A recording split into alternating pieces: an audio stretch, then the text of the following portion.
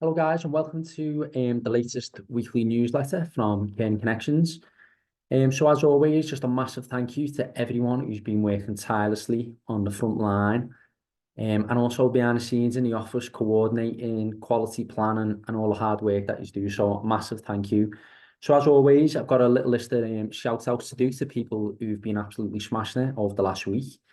I've got James Blythe, Precious, Faye Olatunji, Annie Humphreys, Trevor Beppe, Wendy White, Terry Lovegrove, Rebecca Baldwin, Joanne Linley. Thank you for all your work. You've been put through by your managers for being extra special over the past week, so thank you. So just a few things this week. Thank you for all of you that have updated and improved your ECM. Some people have absolutely smashed it. And those people that aren't quite there yet, you need enough, a very few percent. There's only a very, very small handful of people now that are working with us on this. But everyone's come together as a team and done excellently on this. So a massive thank you and well done. In terms of pay rates, people are, asking us, what's the pay going to be after April?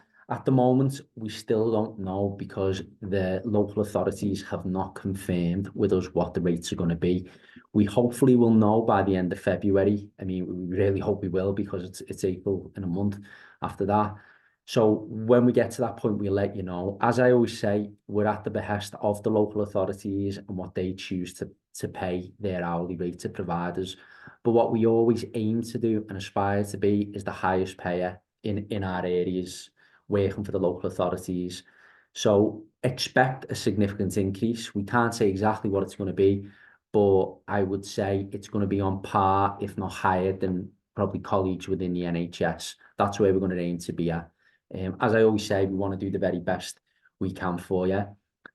Mileage, people have raised the issue in regard to claiming back mileage. I've been speaking with Phil from our accounts team to see if we can arrange a Zoom meeting where we can do a bit of a tutorial on the best way of reclaiming mileage. And please, people, do this. And I know not everyone is eligible. It's those who are taxpayers, and I know not everyone earns enough to pay tax. But if you do and you're doing a lot of mileage, it can be a significant amount of money you could be owed. And okay, you may not always get it back in a lump sum of cash. It may come off your tax code for the next year. But if it does come off your tax code for the next year, you're still saving that money. So please make sure you claim back. And it isn't just, your mileage you can claim for. It's things around washing uniforms. And Phil can explain all that when we do a video, but please make sure that you do this because it can be a significant saving and cost for yourselves to get reimbursed. So with the pay rate, we will let you know as soon as we know and we've worked it all out. But as I say, it will be an increase, it'll be a significant increase, and we want to do the very best by you. As mentioned last time about the luncheon clubs and community socials. So we've got Chris Houseby, that's overseeing Knowsley. We've now got Charlie Gallagher, who's overseeing the Wigan service. And in Warrington, we're still formalising who's going to be taking over that service, but it's possibly going to be Sophia France. But we're just looking into that at the moment. We just need a little meeting to clarify.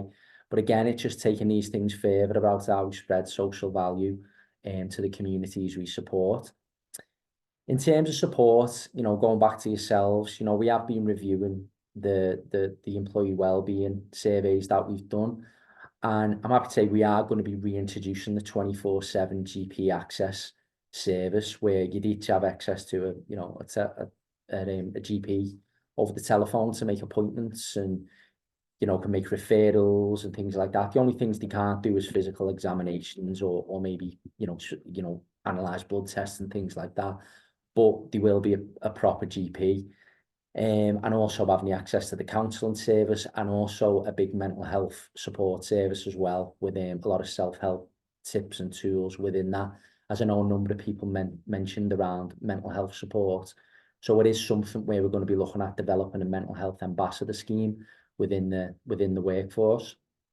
So if you are interested in becoming a mental health ambassador, and would like some further training and how you can support yourself and your colleagues, let us know.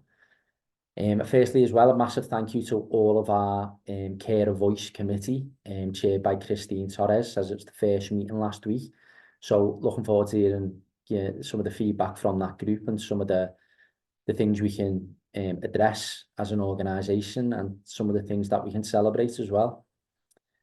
So yeah, I mean, they're the key issues for this week, and I think that the number one issue, as always, is a massive thank you. Number two is pay. We're going to do the best by you. Don't worry about that, and we'll let you know as soon as we know. Just keep on it with the ECMs. Keep on it with getting your mandatory training done. And again, a massive thank you. Also, events, social events. If you've got any ideas around some staff socials or events you want to do as a team, just let us know and we can look at them. As people who may know me, I'm always dead keen on any, charity activities or, extreme sports or physical activities. So if anyone wants to do a Tough Mudder, a Spartan race, or, some sort of mountain climbing or some madness like cliff jumping or whatever, come up with the idea. I'm always happy to explore it and support it. We want to be different as an organisation and we want to support yous, okay?